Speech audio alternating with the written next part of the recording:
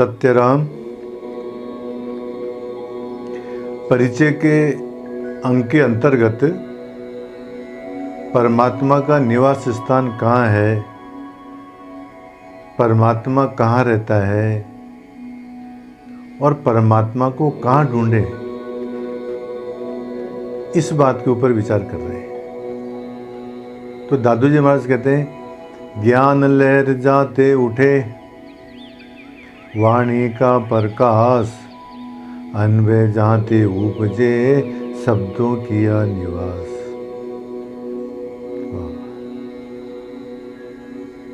क्या बता रहे? ज्ञान लहर जाते उठे, जहां से यथार्थ ज्ञान की उत्पत्ति होती है, और वाणी का प्रकाश, और जिसकी महिमा से वक्तृत्व शक्ति का प्रकाश होता है। अनवे जाते उपजे, और जहां आत्मानुभव होता है और शब्दों किया निवास, जहां अनहद ध्वनि रूप ब्रह्म का निवास है। अब इसको अच्छी तरह से ऐसे समझो महाराज, ये बात पहले भी बताई गई थी कि वाणी 4 प्रकार की होती है, परा, पश्यंती, मध्यमा और वैखरी।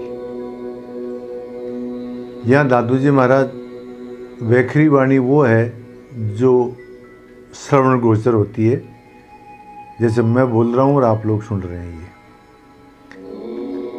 अब ये दादू जी महाराज कहते हैं, ज्ञान लहर जाते उपजे,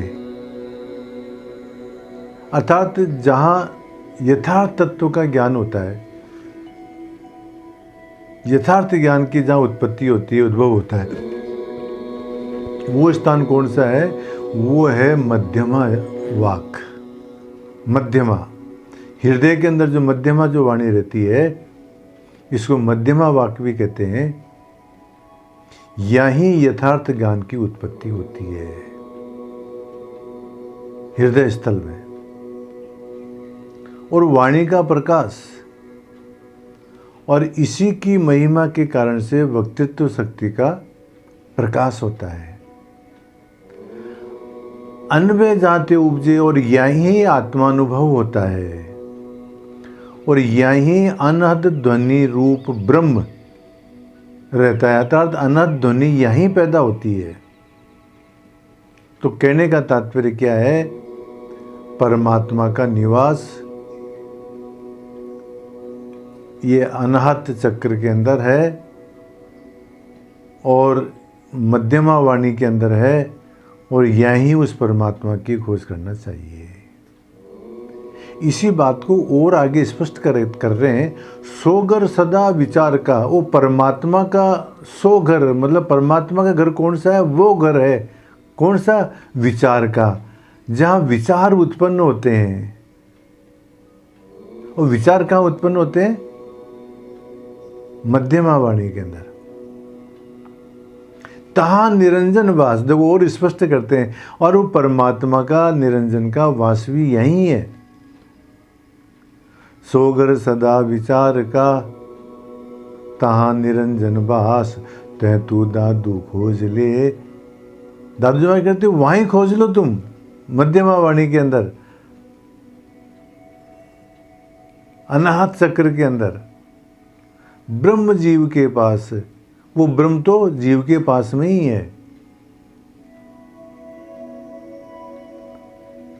तो इस तरह से दोनों साखियों के माध्यम से दादू जी महाराज ने बताया कि परमात्मा का निवास स्थान अनाहत चक्र के अंदर है, यहीं विचारों का उद्गम होता है, यहीं अनंत ध्वनि रूप ब्रह्म का निवास है, यहीं निरंजन का वास है, और यहीं परमात्मा को खोजा जा सकता है। इसलिए यहीं अनाहत चक्र के अंदर ही परमात्मा को खोज लो, मध्यमा वाणी के अंदर। अब एक बात और कह रहे हैं, जय तन मन का मूल है, उपजे ओंकार अनद से जा शब्द का आत्म करे विचार। एक स्टेज और आगे बढ़ रहे हैं महाराज जी यहाँ पर। क्या कह रहे हैं? जह तन मन का मूल है। तन और मन का मूल क्या है? नाभि स्थान है, मणिपुर चक्र है। उपजे ओंकार, ओंकार की उत्पत्ति यहीं नाभि स्थान के अंदर होती है।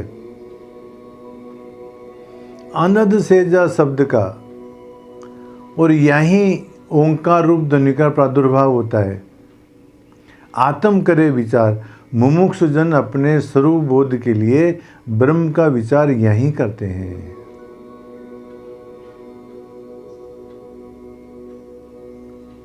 अब यहां प्रश्न उठता है कि महाराज कभी तो आप अनाहत चक्र की बात करते हो, कभी आप नाभि चक्र की बात करते हो, तो वास्तविकता क्या है?